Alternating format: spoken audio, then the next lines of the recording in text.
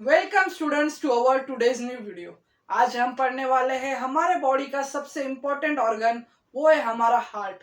ये ना ये वाला है ना ये वाला, ये तो ये वाला है। तो चलो स्टार्ट करते हैं हमारा ह्यूमन हार्ट। तो स्टूडेंट्स, हमारा ह्यूमन हार्ट कितने केजी का होता है? ये केजी में नहीं, ये ग्राम में होता है। और हम सबको पता है ये हमारी फिस्ट के जितना होता है। ये होता है 230 से लेकर 300 ग्राम तक का होता है हमारा ह्यूमन हार्ट। और स्टूडेंट्स, हमारा ह्यूमन हार्ट दिन भर में 6000 से 7500 लीटर ब्लड को पंप करता है। 6 से 7500 लीटर ब्लड दिन भर में पंप करता है। हमारी हार्ट बीट 70 से 80 के बीच में होती है पर मिनट के अंदर। स्टूडेंट्स, बच्चों की हार्ट बीट तो 100 के पास होती है। और हमारा हार्ट कई मसल से बना होता है, कई वाल्व से, कई आर्टरीज से। तो स्टूडेंट्स, चलो स्टार्ट करते हैं हमारे ह्यूमन हार्ट के बारे में। सबसे पहले देखेंगे ह्यूमन हार्ट की कंपोजिशन। हमारा ह्यूमन हार्ट कौन सी मसल से बना है? हमारा ह्यूमन हार्ट बना है 3 टाइप की मसल से। उसकी आउटर मसल, इनर मसल और मिडल मसल। तो स्टूडेंट्स, सबसे पहली है एपिकार्डियम, मायोकार्डियम और एंडोकार्डियम। ये 3 मसल है स्टूडेंट जिससे हमारा हार्ट बना है। एपी, मायो और एंडो, तीनों मसल हमारे हार्ट को कंपोज करती है। यानी कि जो एपिकार्डियम है वो सबसे आउटर मसल होगी बाहर की तरफ, और मायोकार्डियम सबसे सेंटर वाली मसल होगी, और एंडोकार्डियम सबसे थिक मसल होगी जो हमारे वाल्व्स के अंदर होती है, वेंट्रिकल्स के अंदर होती है। और हमारा हार्ट एक 4 चेम्बर हार्ट है। और सभी मैमल का हार्ट 4 चेम्बर होता है। पर ये 4 चेम्बर क्या है स्टूडेंट्स? हमने कई बार सुना है, पर ये चेम्बर का क्या चक्कर है? चेम्बर्स यानी 2 वेंट्रिकल और 2 आर्ट्रियम। यानी ये देखो, हमारा right atrium, right ventricle, left atrium, left ventricle, हो गए ना 4 चेम्बर। तो ये है हमारा 4 चेम्बर हार्ट। और हमारा हार्ट के अंदर सर्कुलेशन होते हैं। और ये सर्कुलेशन कौन कौन से टाइप के होते हैं? हमारा हार्ट कंडक्ट करता है 3 टाइप के सर्कुलेशन। एक होती है सिस्टमिक सर्कुलेशन, एक होती है पल्मोनरी, और तीसरी है इंपॉर्टेंट, सबसे इंपॉर्टेंट, वो है करोनरी सर्कुलेशन। तो करोनरी सर्कुलेशन किस लिए चाहिए? क्योंकि हार्ट तो एक हमारी पंपिंग मशीन है, हमारे बॉडी की एक मोटर है जो पूरे ब्लड को बॉडी के अंदर लगातार पंप करते रहती है, हमारे बर्थ से लेकर हमारे मरने तक। तो स्टूडेंट्स, इसे भी तो हार्ट को ऑक्सीजन चाहिए होगा और हार्ट को एक ब्लड सप्लाई चाहिए होगा। तो जो करोनरी सर्कुलेशन है वो हमारे ब्लड को हार्ट तक ले जाती है, यानी ऑक्सीजनेटेड ब्लड को हार्ट को ऑक्सीजन प्रोवाइड करने का काम करती है। वो है हमारा करोनरी सर्कुलेशन। और सिस्टमिक सर्कुलेशन यानी जो हमारा हार्ट ऑक्सीजनेटेड ब्लड को सब बॉडी पार्ट में ट्रांसफर करता है, वो है सिस्टमिक सर्कुलेशन। तीसरी और सबसे लास्ट है पल्मोनरी सर्कुलेशन। यानी जो पल्मोनरी आर्टरी हमारे ब्लड के अंदर ऑक्सीजनेटेड ब्लड लेकर आती है और वेन जो डीऑक्सीजनेटेड ब्लड लेकर जाती है, वो काम होता है पल्मोनरी सर्कुलेशन के अंदर। तो स्टूडेंट, आपको ये 3 सर्कुलेशन ध्यान में रखने होंगे। और हमारा हार्ट बना है कई आर्ट्रियम, वेंट्रिकल और वाल्व से। तो स्टूडेंट, एक एक कर कर हम वाल्व्स देखेंगे और सर्कुलेशन के वक्त उसके फंक्शन। तो सबसे पहला वाल्व है हमारा ये वाला, जो है ट्राइकस्पिड वाल्व। दूसरा है हमारा ये पल्मोनरी वाल्व, इसे मैं पीवी लिख देता हूं। और तीसरा है हमारा एरोटिक वाल्व। कौन सा वाल्व स्टूडेंट? Aortic valve. और चौथा है मिट्रल वाल्व, बाइकस्पिड वाल्व भी कहा जाता है।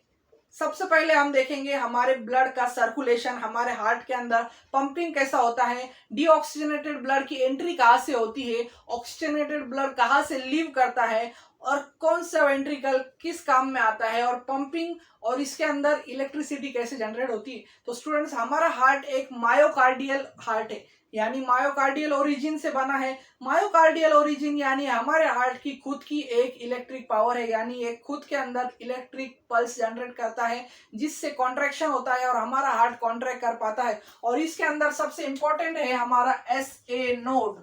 ऐसे नोड को आपको हमेशा ध्यान में रखना है, जो हमारे हार्ट को कॉन्ट्रैक्ट होने में मदद करता है, क्योंकि इसके अंदर लगातार इंपल्स होती रहती है सोडियम पोटेशियम चैनल के थ्रू। दूसरी मसल से ज्यादा ये इंपल्स यानी पल्स जनरेट कर सकता है, इलेक्ट्रिक इंपल्स जनरेट करता है, और इसी वजह से हमारा हार्ट कॉन्स्टेंटली कॉन्ट्रैक्ट रिलैक्स होता रहता है। और उसमें सबसे इंपॉर्टेंट रोल है SA नोड का।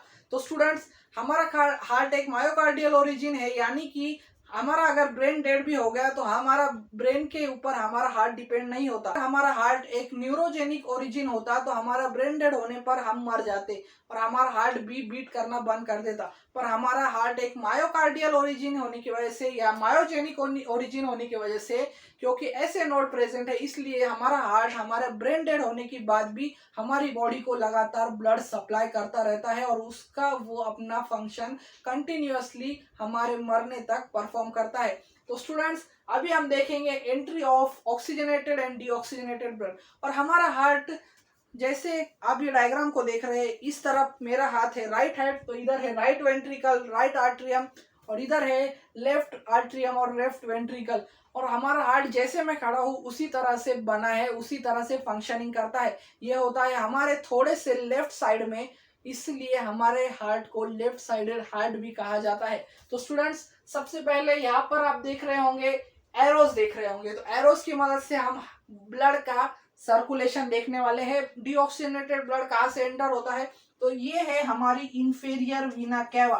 तो इंफीरियर वीना कैवा से आप देख रहे होंगे यहाँ से ब्लड एंटर हो रहा है, और ये जो ब्लड एंटर हो रहा है ये है डीऑक्सीजनेटेड ब्लड। और ये ब्लड अभी एंटर होने वाला है हमारे हार्ट के वॉल्व्स के अंदर। तो सबसे पहले ये ब्लड एंटर हो रहा है हमारे राइट एट्रियम के अंदर, जिसे मैंने आरए लिखा है। और सुपीरियर वीना कैवा आप ऊपर देख रहे होंगे, ये भी एक एंट्री है हमारे डीऑक्सीजनेटेड ब्लड की। तो यहाँ से ये बॉडी से हमारे अंदर, हमारे बॉडी में जितना भी डीऑक्सीजनेटेड ब्लड है वो उसे सुपेरियर वीना कैवा और इंफीरियर वीना कैवा उसे लेकर आते हैं हमारे राइट आर्ट्रियम के अंदर। और ये राइट आर्ट्रियम के अंदर एक वॉल्व का मैंने डिस्कस किया था, जो है हमारा ट्राइकस्पिड वॉल्व। तो ये ट्राइकस्पिड वॉल्व क्या करता है, जो राइट आर्ट्रियम के अंदर डीऑक्सीजनेटेड ब्लड आया उसे प्रिवेंट करता है, यानी कि ये वॉल्व बंद हो जाता है। और यहाँ पर जब तक ये वेंट्रिकल के अंदर वेंट्रिकल एम्प्टी नहीं होता, यानी हमारा राइट वेंट्रिकल एम्प्टी नहीं होता, तब तक राइट आर्ट्रियम से ब्लड नीचे नहीं आता। और जैसे ही राइट वेंट्रिकल एम्प्टी हो चुका है स्टूडेंट, तो वैसे ही हमारा राइट आर्ट्रियम से ये ब्लड डायरेक्टली जाएगा, डीऑक्सीजनेटेड ब्लड राइट आर्ट्रियम से आ गया राइट वेंट्रिकल के अंदर, तो यहाँ से ये जाता है क्या है स्टूडेंट, तो ये है पल्मोनरी वॉल्व। पल्मोनरी वॉल्व का क्या काम है स्टूडेंट, पल्मोनरी वॉल्व यहाँ से वेंट्रिकल से जो भी ब्लड कॉन्ट्रैक्ट होकर गया है पल्मोनरी वेन के अंदर, वो उसे प्रिवेंट करते हैं, उसका बैक फ्लो प्रिवेंट करते हैं, नहीं तो ये ब्लड भी नीचे चला जाएगा। और फिर यहाँ से डीऑक्सीजनेटेड ब्लड जाता है हमारे पल्मोनरी आर्टरीज के पास। और पल्मोनरी आर्टरीज के पास क्यों जाता है, पल्मोनरी आर्टरी फिर उस डीऑक्सीजनेटेड ब्लड को फिर से ऑक्सीजनेटेड ब्लड में कन्वर्ट करती है।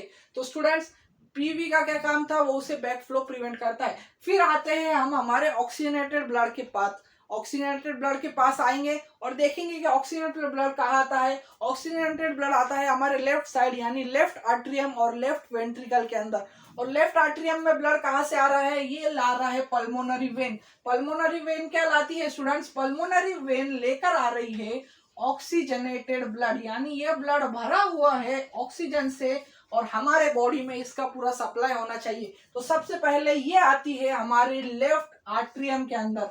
कहाँ आ रही है स्टूडेंट, ये लेफ्ट आर्ट्रियम के अंदर। यहाँ से ब्लड आ गया है हमारे लेफ्ट आर्ट्रियम के अंदर। और लेफ्ट आर्ट्रियम में दो वॉल्व होते हैं, मैंने बताया था, एक है आयोर्टिक वॉल्व और दूसरा है मिट्रल वॉल्व। मिट्रल वॉल्व को बाइकस्पिड वॉल्व भी कहा जाता है, ये है हमारा मिट्रल वॉल्व। तो ये दोनों वॉल्व का क्या फंक्शन है, मिट्रल वॉल्व क्या करता है स्टूडेंट, जो आर्ट्रियम लेफ्ट आर्ट्रियम में जो ब्लड आ गया है वो उसे नीचे नहीं जाने देता, क्योंकि हमें पता है कि वेंट्रिकल एक बहुत ही स्ट्रॉन्ग मसल से बना है और जब तक वेंट्रिकल एम्प्टी नहीं होगा तो आर्ट्रियम से ब्लड नीचे नहीं जाएगा। तो जैसे ही हमारा लेफ्ट वेंट्रिकल एम्प्टी होता है, यानी कि यहाँ से वेंट्रिकल ने कॉन्ट्रैक्ट किया, तो ये ब्लड जाएगा हमारे बॉडी के अंदर। ये जितने भी आप वीना कैवास देख रहे हैं वहां से हमारे बॉडी के अंदर, यानी सिस्टमिक सर्कुलेशन के अंदर ब्लड जा रहा है। फिर जैसे ही बाय हमारा वेंट्रिकल एम्प्टी हो रहा है, लेफ्ट वेंट्रिकल, वहां पर ये ब्लड आएगा, ऑक्सीजनेटेड ब्लड आ गया।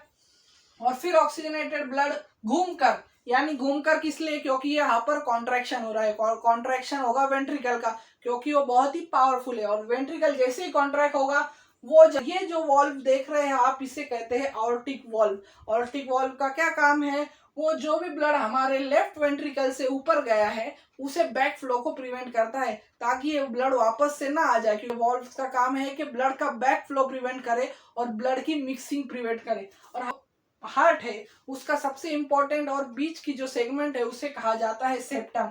ये हमारे हार्ट की सेप्टम, और ये दोनों वाल्व्स को यानी दोनों आर्ट्रियम को सेपरेट करती है, लेफ्ट आर्ट्रियम को और लेफ्ट वेंट्रिकल को। ये दोनों पार्ट यानी दो चेम्बर्स को सेपरेट करने का काम किसका है? सेप्टम का। तो स्टूडेंट्स फिर यहाँ से ये कॉन्ट्रैक्शन लगातार होता रहता है, जैसे कि डीऑक्सीनेटेड ब्लड आया राइट आर्ट्रियम के अंदर आया, राइट में आया डीऑक्सीनेटेड ब्लड, फिर वो जाता है वेंट्रिकल के अंदर, राइट वेंट्रिकल के अंदर, वो राइट वेंट्रिकल कॉन्ट्रैक्ट करके पल्मोनरी आर्टरी की तरफ भेज देती है और पल्मोनरी आर्टरी उसे लंग्स की तरफ लेकर जाती है, और फिर वहां से जब पल्मोनरी वेन ऑक्सीजनेटेड ब्लड लेकर आती है तो वहां पर लेफ्ट आर्टरियम में आता है, फिर लेफ्ट वेंट्रिकल में जाता है, और फिर वहां से हमारा सिस्टेमिक सर्कुलेशन होता है और हमारा हार्ट कंटिन्यूअसली ये फंक्शन लगातार प्ले करता रहता है। और इसी वजह से हमारे बॉडी में ब्लड का सर्कुलेशन हर ऑर्गन तक कंटिन्यूअसली पहुंचता रहता है, और इसी वजह से आज हम सर्वाइव कर रहे हैं, मैं बोल पा रहा हूँ और आप ये वीडियो देख पा रहे हैं। और अगर इस वीडियो की मदद से आपका कंसेप्ट क्लियर हो गया तो मेरे चैनल को लाइक करें, शेयर करें और सब्सक्राइब करना ना भूलें। Thank you for watching.